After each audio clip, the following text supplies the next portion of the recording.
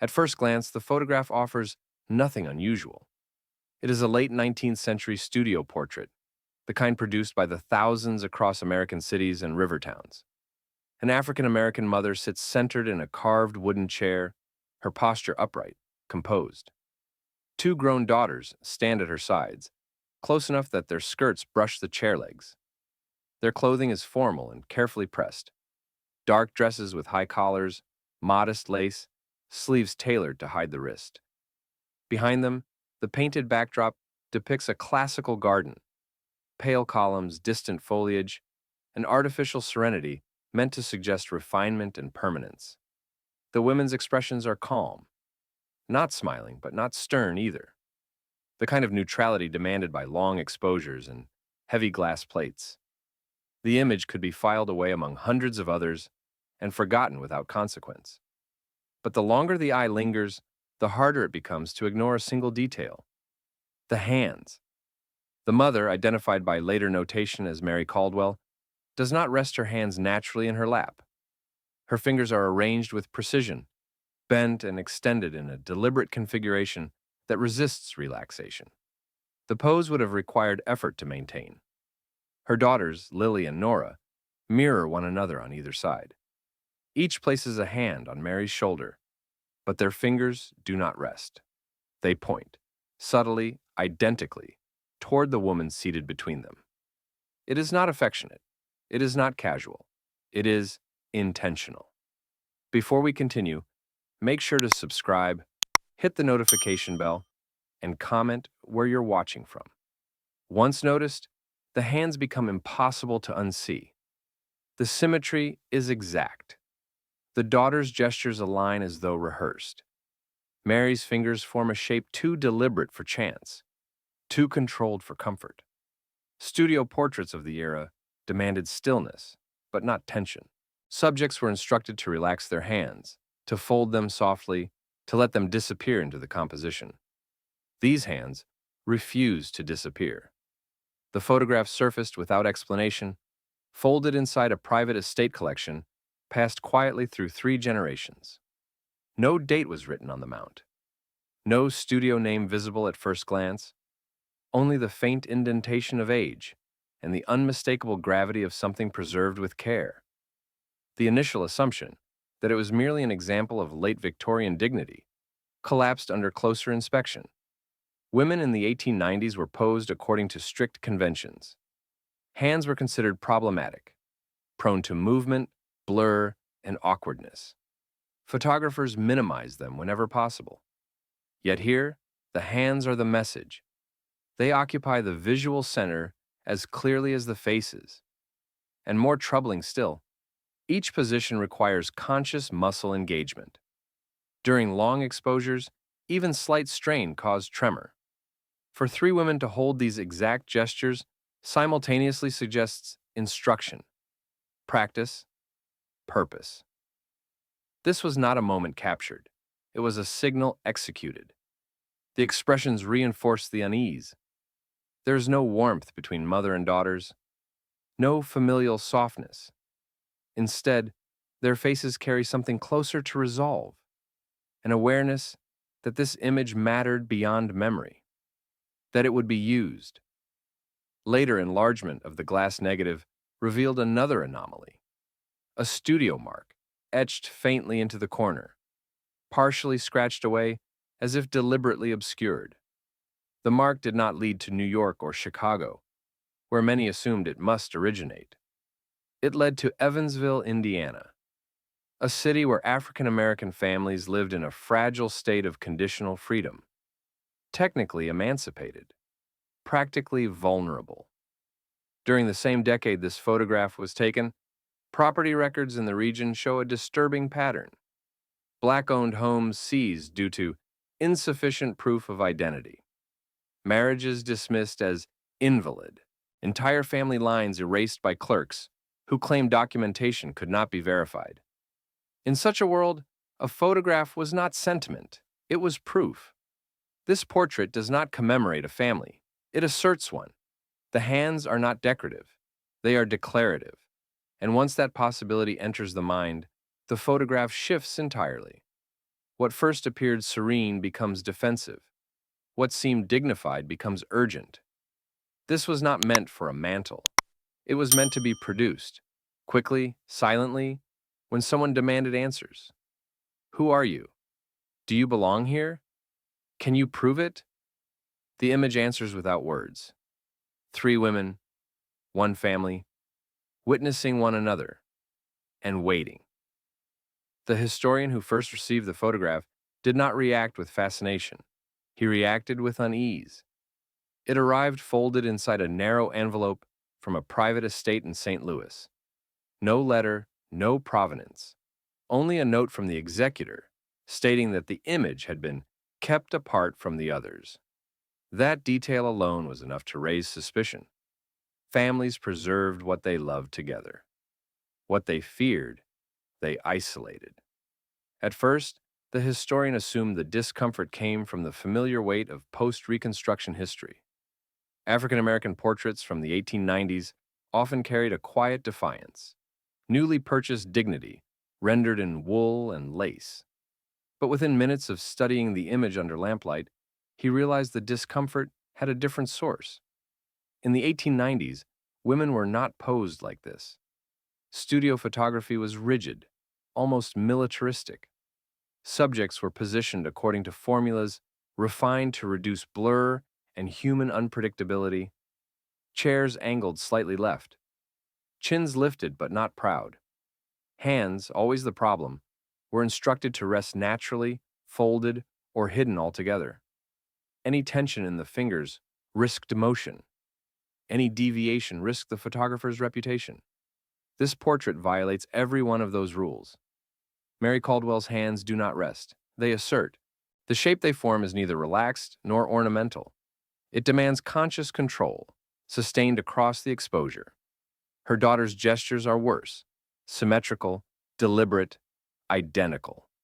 Such precision could not occur accidentally, not under the physical strain of standing still beneath hot studio lamps. This was rehearsed. The historian measured the angles between the fingers, compared them side by side. The alignment was exact. No studio would have suggested this. No photographer would have allowed it unless instructed, firmly, by the subjects themselves. That instruction alone would have been dangerous. African American clients in white-owned studios were expected to comply without question. Any deviation from convention risked refusal, ridicule, or worse. To insist on such a pose meant the image served a purpose beyond aesthetics. It meant the women understood the risk and accepted it. Which raises the central question the historian could not dismiss. Why would a family portrait need to function like a signal? The longer he studied the photograph, the more the surrounding details seemed staged to disguise the true intent. The classical garden backdrop, the careful symmetry of clothing, the calm expressions designed to draw attention away from the hands. Everything about the image says normalcy, except the one element that cannot be explained away. And then there is the physical toll. Long exposure photography punished the unprepared. Muscle strain produced tremor. Fingers drifted. Poses collapsed. Yet here, all three women maintain exact positions. This implies practice, possibly repetition. Perhaps this was not the first photograph of its kind, only the one that survived. The historian began reviewing period manuals for photographers. He found no reference to symbolic hand placement, no regional trends, no cultural affectation that could explain it. This was not fashion. It was language, a private one. The photograph stops being strange once you accept that it was not intended for viewers like us. It was meant to be shown briefly, purposefully, to someone who knew what to look for. Someone who understood what those fingers confirmed. The era provides the motive. The 1890s were a decade of erasure. Freed black families were stripped of property through clerical technicalities. Names misspelled once became legally non-existent. Marriages conducted without white witnesses were retroactively invalidated. Identity itself became something that could be challenged and stolen. In such an environment, appearance was not enough. Memory was not enough. Even testimony could fail.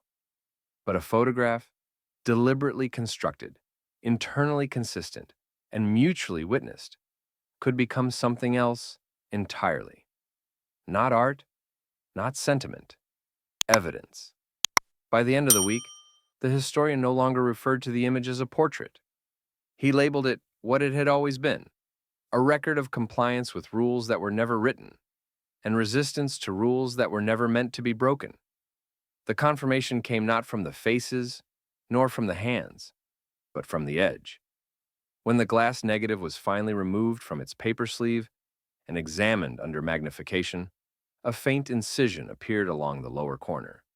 So light it had been mistaken for damage. At first glance, it looked accidental, the sort of scratch left by careless storage. But the line curved with intent. It formed a partial stamp, incomplete, as though someone had tried and failed to erase it. A studio mark. It took hours of adjustment to bring it into focus. Light angled shallow. Magnification increased. At last, 3 letters emerged, followed by a number sequence that had been deliberately abraded. The mark did not correspond to any major photographic house. It did not belong to St. Louis, Chicago, or Cincinnati. It traced back to Evansville, Indiana. The discovery unsettled everyone involved in the examination. Evansville was not known for its studios. It was known for its legal ambiguities. A river city that sat at the edge of freedom and enforcement, where black families existed in a constant state of provisional legitimacy. Free on paper, contestable in practice. During the exact period this photograph was produced, county courts in the region recorded a sharp increase in cases involving unverified persons.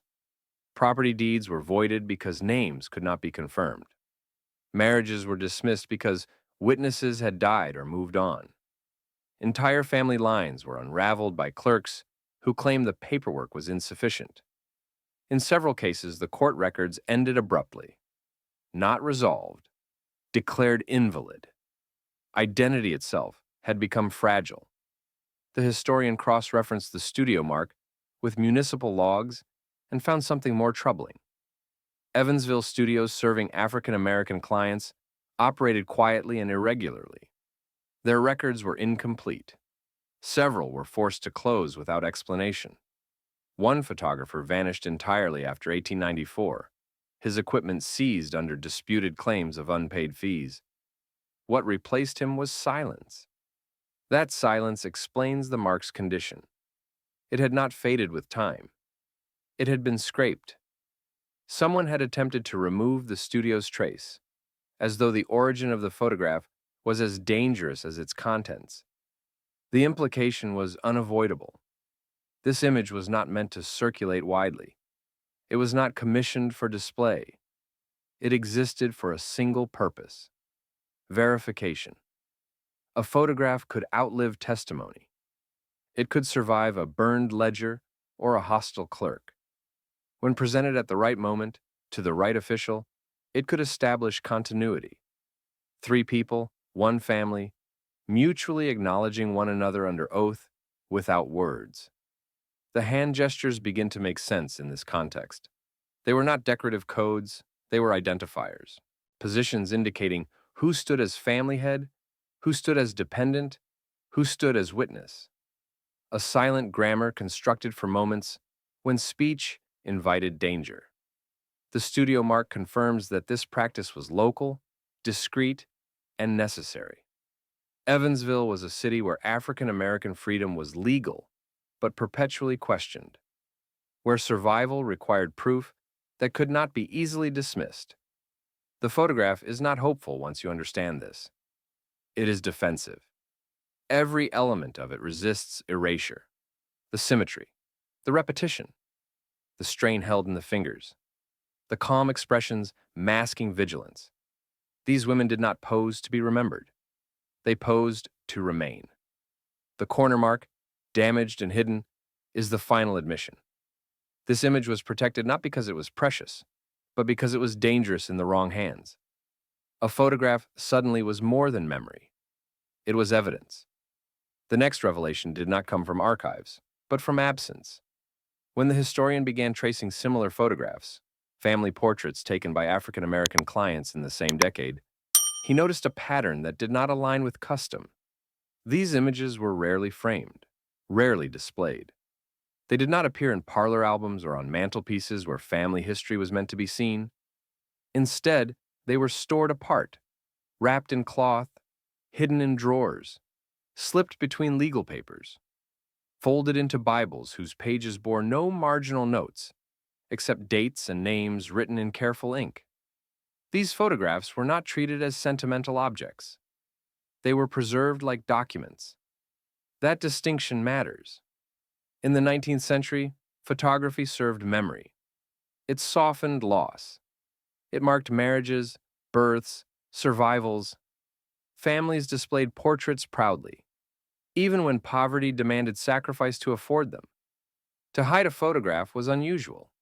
To deliberately separate it from other keepsakes was rarer still. Yet again and again, these images surfaced only during moments of crisis, eviction notices, inheritance disputes, challenges to legitimacy. Whenever a family's right to exist as itself was questioned, the photograph appeared. This is where the hand positions stop being mysterious and begin to feel brutally practical. They were not symbolic in the romantic sense.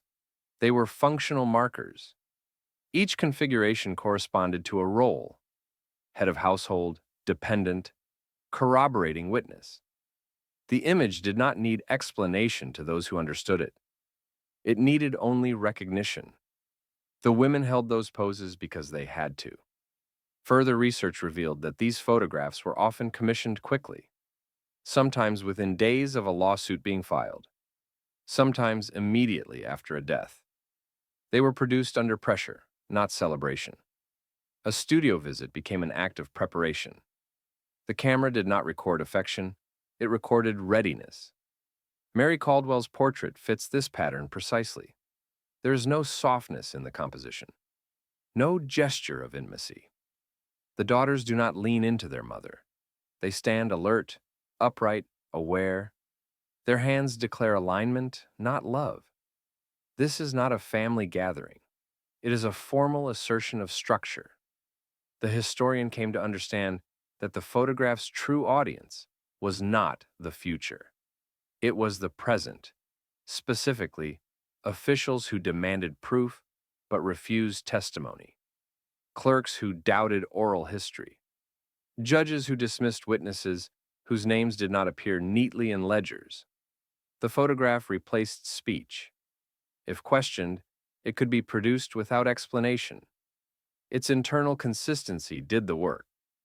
Three individuals, mutually verifying one another, fixed in time. The hands communicated what words could not be trusted to say. This practice existed because it had to. The post-Reconstruction era was defined not only by laws, but by discretion. Survival depended on knowing when not to speak, when to show instead. These families understood that visibility was dangerous, but invisibility was fatal. So they chose a third option. They encoded themselves. The photograph becomes a contract without ink, a silent affidavit, one that could not be cross-examined or misquoted. The camera, indifferent and mechanical, became an unlikely ally in a world that weaponized doubt. What looks dignified now was once urgent. Mary Caldwell did not sit for a portrait to be admired. She did it to ensure that if her name was challenged, her daughters could answer without opening their mouths. Lily and Nora were not posing as children. They were being initiated. This image marks a transfer, not of affection, but of responsibility. The daughters are being shown the language they will need to survive, the rules they must remember, the positions they must hold without wavering. Photography, in this context, is not memory preserved. It is protection rehearsed. Mary Caldwell does not appear in official histories as a leader. Her name is absent from political roles. She never signed petitions. She did not publish letters or organize gatherings that could be traced. To the extent she exists in surviving documentation, she does so quietly, listed as a witness, a guarantor. a name appearing briefly in margins before disappearing again. That absence is not accidental. When the historian began reconstructing Mary's life from fragments, a pattern emerged that could not be ignored. Her name surfaced repeatedly in legal disputes involving African American families, never as the plaintiff, never as the accused, always as a stabilizing presence, someone who confirmed relationships, someone whose testimony, when allowed, carried unusual weight. She appeared when others were at risk of losing property, when widows were challenged by distant relatives, when children were threatened with being declared unattached after the death of a parent. In each case, Mary Caldwell was listed as knowing the family for many years, as having observed births, marriages, and deaths. She was not a professional advocate. She was something more dangerous. Mary understood the system without ever announcing that understanding. She knew which clerks were hostile and which could be reasoned with. She knew which phrases opened doors and which closed them. She never argued the law. She navigated it. And she never left a trail. The photograph marks the moment this quiet role changed. Until that point, Mary operated alone, an intermediary who carried knowledge but did not distribute it. The portrait reveals the instant she decided that secrecy was no longer sustainable, that her daughters needed to be trained, not protected from the truth. Lily and Nora were not children when the photograph was taken. They were young women, old enough to be targeted, old enough to be questioned, old enough to be made to account for themselves in hostile spaces. The hands they position on their mother's shoulders are not gestures of dependence. They are acknowledgments of succession. Mary is seated not because she is weak, but because she is central. The daughters stand because they are being elevated into roles that require visibility. The photograph captures a transfer of authority that could not be spoken aloud. This is not a family portrait. It is an induction. The historian found no evidence that Mary ever sought recognition for her work. That restraint likely saved her life. Those who formalized resistance were crushed. Those who whispered guidance survived, until they were noticed. Mary's effectiveness lay in her invisibility. She taught others how to prepare documentation, how to gather witnesses quietly, how to anticipate the questions officials would ask. She taught families to think in advance, to assume their legitimacy would be challenged. She did not promise safety. She promised preparation. The photograph proves that she extended this discipline inward. Her daughters were not simply loved. They were instructed. The calm expressions, the controlled posture, the absence of warmth. These are not signs of emotional distance. They are evidence of seriousness. This was not a moment for affection. It was a moment for clarity. After the photograph, Mary's name begins to appear more frequently, for a time. Then, abruptly, it stops. 3 years later, Lily disappears from all records. No marriage, no death, no relocation filed. Nora marries and changes her surname, leaving the state within months. Mary herself vanishes from documentation entirely. Official language describes these outcomes gently. Relocated, moved on, untraceable. The historian knows better.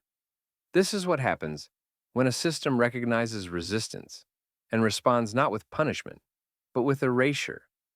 The network becomes visible, and visibility becomes liability. The photograph remains because it was never displayed.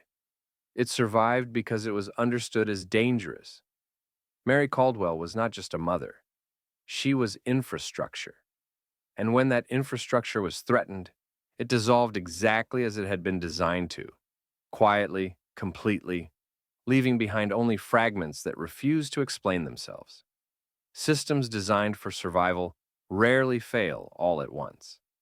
They fail the moment they are recognized. For nearly a decade, the practice held. Families retained property.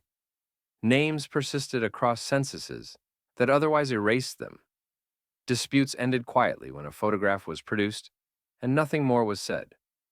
The code worked because it did not announce itself. It existed beneath notice, beneath suspicion.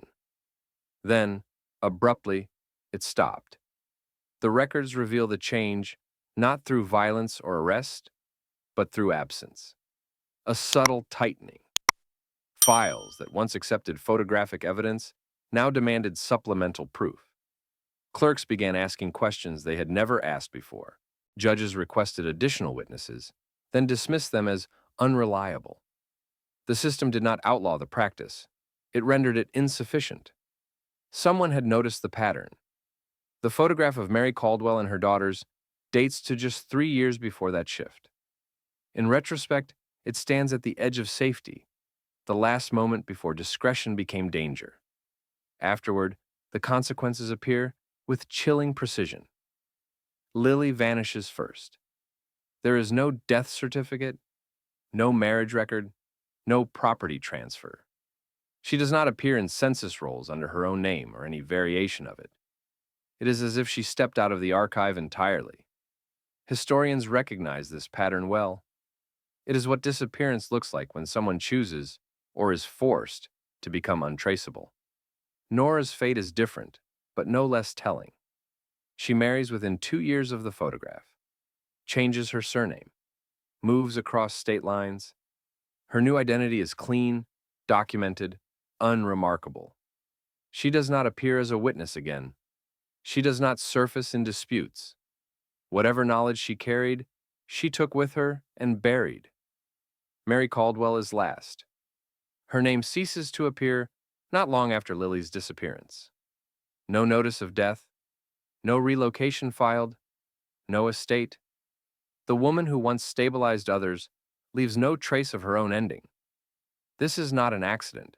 It is a withdrawal. The cost of the code was always this. It could preserve families, but not indefinitely. Once exposed, it demanded sacrifice.